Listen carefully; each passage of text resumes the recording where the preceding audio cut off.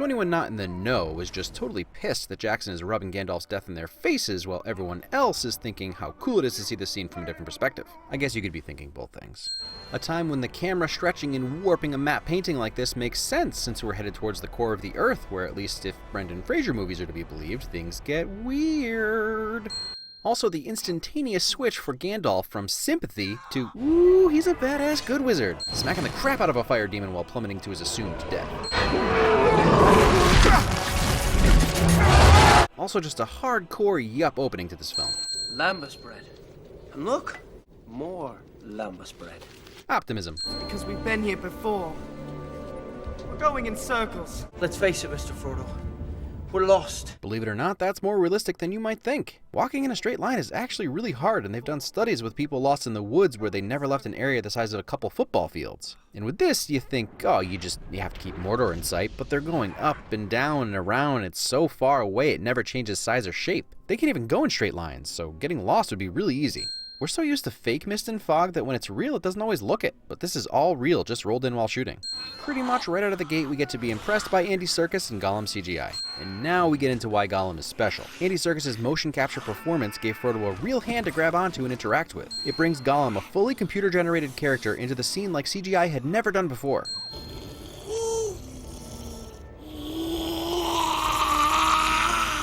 And then that quick switch from attack mode to pathetic. First hint that there's more than one personality inside that grimy head. Hansel and Greteling. So apparently every single one of these guys was injured for this entire running sequence. Dislocated knee, cracked rib, and broken toe. These guys are warriors. Jackson, together with DP Andrew Lesnie, also makes what could be a pretty standard chase scene more fun by constantly spinning the camera around the actors. They're taking the hobbits to Isengard! I feel like Legolas would be a good singer, maybe a decent rapper.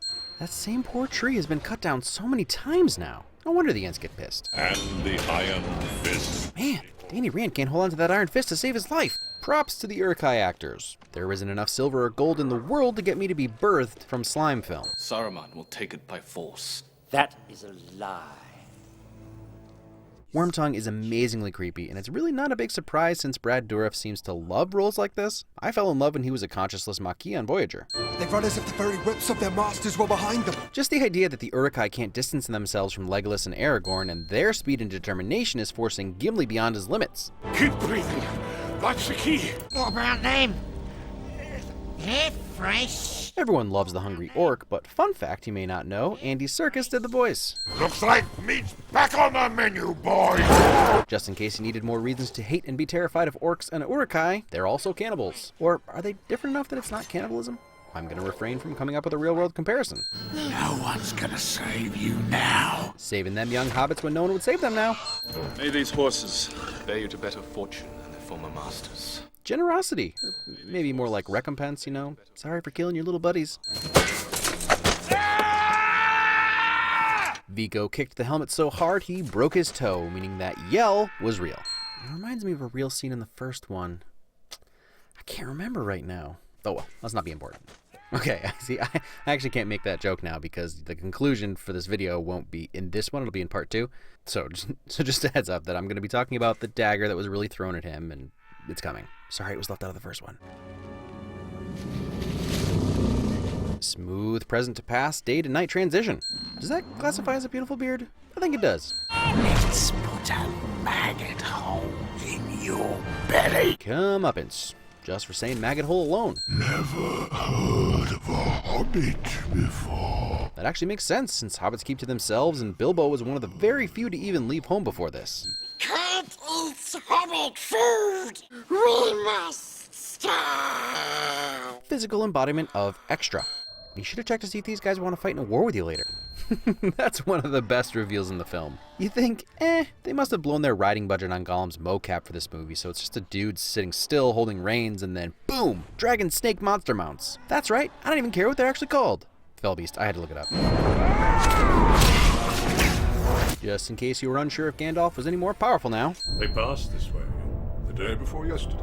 Tricky having both Ian and Christopher read the line, but I appreciate the symbolism since I am Saruman. Or rather, Saruman as he should have been. Stormbreaker! Every day was as long as a life age of the earth. Gandalf. That was what they used to call me. So even if he was only gone for one day, one life age, he'd probably forget his name. Ha! I love the detail of the Lorien leaf that means Gandalf must have gone to see Galadriel after fighting the Balrog.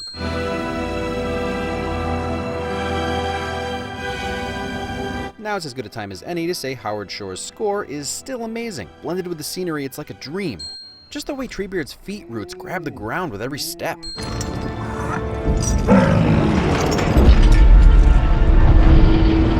Mordor's version of two-factor authentication, also awesome. No, don't take it to him. Always, he's looking for it. I know it seems like Gollum is still trying to create a situation where he ends up with the ring, but based on this, he may have also had a little foresight about what the ring actually makes you do. Everyone treats Fanghorn like it's super dangerous and the trees will do something, but Treebeard's been nothing but a sweetheart. So this scene actually helps in that regard, and I refuse to make an Evil Dead joke. Also, got a couple Tom Bombadil lines in there for the 14 people missing him in these films. We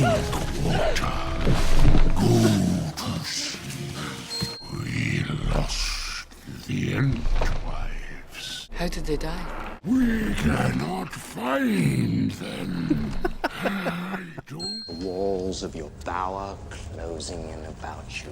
Grima actually perfectly articulates the fear that Eowyn confides in Aragorn later, letting us know that he doesn't just think she's super hot, he knows her. And that's a pretty good way of showing how powerful Grima's manipulation is if he can sway Eowyn for even a split second. Another reason that Brad Dourif kills this role. You actually see humanity in his eyes. The reason the wind is so unruly is because she's standing on a real building they built for the film on top of a mountain with crazy wind blowing that actually took Peter Jackson's glasses one day. So the flag ripping off was planned, obviously, but also completely practical, and the way it flew to the ground so perfectly was just dumb luck. And just because I can already see the comments appearing below, it was absolutely meant to happen. Go watch the commentary again. Actually, no. What am I talking about? Let's just nip it in the bud. And the flag ripped off. We made it rip off, but then the flag blowing in the wind and going over the rooftops, it was so windy that it did it perfect. What's weird is that I couldn't find one single article, video, Redditor, or anyone who didn't think the whole thing wasn't planned. Just the way it floated was an accident. You would not part an old man from his walking stick. Ha, really selling that feeble old man lark there by even grabbing onto Legolas for support. Gandalf, you old white minx you. Gandalf, Stormcrow. Stormcrow is a fun little nod to the books where Theoden is insinuating Gandalf only comes around when there's trouble. I have not passed so far in death to bandy crooked words with a witless worm. Pays no mind to Wormtongue, and then casually walks towards the king while his buddies fend off the goons, without weapons I might add. Great way of establishing how competent our heroes are. Also, Gandalf is a badass good guy. Ha! Force projection before it was cool. Or hated, I guess. But seriously, after seeing Saruman win last time, having Gandalf the White deal with Saruman with ease is so satisfying. Some of the smoothest blending as he de-ages. Enough blood has been spilled on his account. Mercy. Kind of a theme throughout these films. No parent should have to bury their child. Can't even imagine the pain. And knowing you had a chance to be with him before the end, but it was stolen from you by magic. You can't blame him for being a little wary of someone trying to influence the throne again so soon. So Gandalf Greyheim thinks he has found Isildur's heir. He is a fool. Further showcase of Saruman's arrogance and the arrogance of the evil side in general. Information that is useful to you just pushed aside because it's easy to pretend like Gandalf is wrong. I do not think that will be your fate. Way to keep her from falling in love with you, Aragorn. At least Grima had the decency to be a creep. The moment we all begrudgingly admitted that Gollum was kinda cute. You can't save him, Mr. Frodo. Oh, Sam, you're sweet, but you're simple. I like that this argument works on two levels. Frodo does feel pity for Gollum because of everything Gandalf said in the Mines of Moria, but he also fears his own fate and worries if he can come back. Then Sam, being a little thick, misses that he's worried about that, and so in addition to the ring poisoning his mind, he's also upset because Sam just unknowingly implied that Frodo will also be lost to the ring's hold forever. And if you're wondering why Sam is always so hard on Gollum, that's it. He sees his best friend slipping away even if he doesn't totally understand why. No, Master. Yes, precious. False. And now we see the true internal battle going on inside Gollum, and it starts to make sense. One personality actually abusive and manipulative to the other. But really, let's just sing Andy Serkis's Oscar-less praises for a little bit. He captures, and in a lot of ways creates, two distinct characters living in one body with facial expressions, speech patterns, and even different voices. And insanely, this scene was all done as one continuous performance with him just switching back and forth. The animation in Gollum and Smeagol's face stands up to this day as one of the best executions of a full CG character. What did you say? He said they're taking the hobbits to Isengard. stupid fat hobbit. Compliments? What's taters, precious? Top of the list, line I probably quote monthly because I'm just that lame. Potatoes. Boil 'em, mash 'em, stick 'em in a stew. Meme win. Give it to us raw and regular. Culinary lessons. Fortunately, only one small child was killed by Gimli's flying axe. Then you must be at least 60. You cannot be 80. 87. Okay, that's something I'll give the extended edition as fun information left out of the theatrical. I get why it's a little goofy, takes some of the grounding in Aragorn's character out of reality for some reason. Though it doesn't bother me that Gandalf is 2000. Interesting. I just have to point out that that length beard is so itchy. I can't wait to get past that length of growth after any time I shave. And Aragorn had to keep that for years. Oh, would kill me. You guys can't stop talking about how Viggo broke his toe, and I'm over here wondering how he hasn't scratched all the skin off his face. Commitment to a role. Love dreams? Love hallucinations? Love memories? Little CGI wonkiness, but still pretty dang slick. Brutal. Another awesome scale-establishing shot from Isengard. Such a meaningful moment where Grima realizes what he's done, at least what he's been a part of, and really solidifies that he just wanted Eowyn to love him. He didn't want to end mankind. Now that's a faithful horse. Mercy for the win again. Oh, right, because he let him free earlier. Turn this fellow free. He has seen enough of war.